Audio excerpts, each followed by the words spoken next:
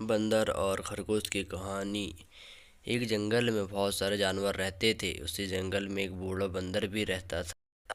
बंदर अपनी होशियारी और चतुराई के लिए जाना जाता था।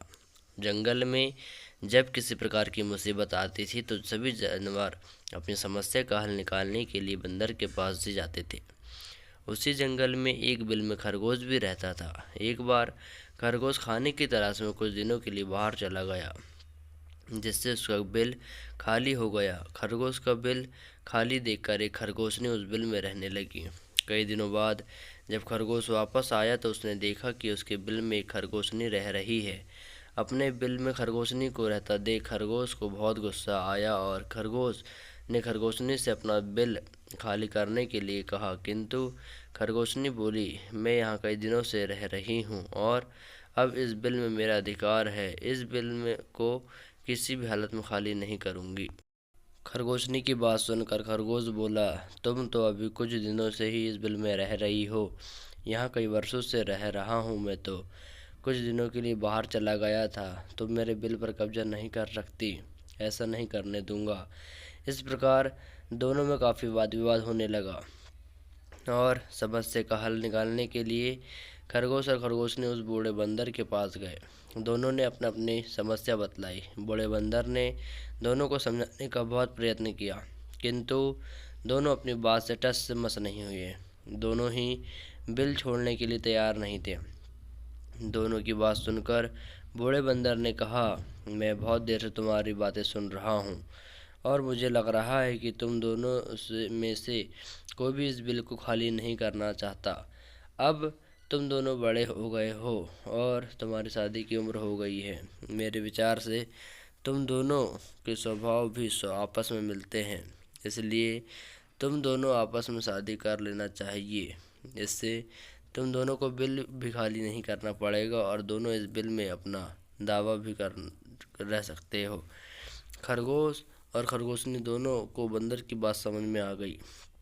उन दोनों ने आपस में शादी कर ली। दोनों की शादी में जंगल के सभी जानवर आए। इस प्रकार खरगोश और खरगोशनी एक साथ सुखपूर्वक जिंदगी जिताने लगे उसी बिल में। कहानी की सीख। इस कहानी से हमें यह सीख मिलती है कि प्यार से और समझदारी से किसी भी समस्या का हल किया जा सकता है। पहले अंडा आया या मुर्गी, अकबर बीरबल की कहानी। एक बार सम्राट अकबर के राज्य में एक बहुत बड़े विद्वान पंडित आए। उनके आगे कोई दूसरा विद्वान वाद विवाद में नहीं जीत पाता था। अकबर भी उनसे बहुत प्रभावित थे। अकबर देखना चाहते थे कि उनके राज्य और उनके दरबार में कितने ज्ञानी और विद्वान दरबारी हैं। अकबर ने उन पंडित जी को अपने दरबार में बुलाया और दरबारियों की बुद्धिमत्ता की परीक्षा लेना चाहिए।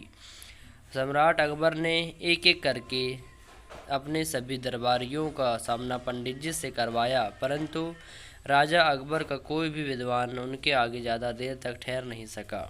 अब राजा अकबर ने अपने सभी गुणी और चतुर दरबारी बीरबल को बुलाया और बीरबल से पूछा, बीरबल, मेरे सभी दरबारी इनमें से हार गए हैं, क्या तुम वाद विवाद में इनका सामना करना चाहोगे?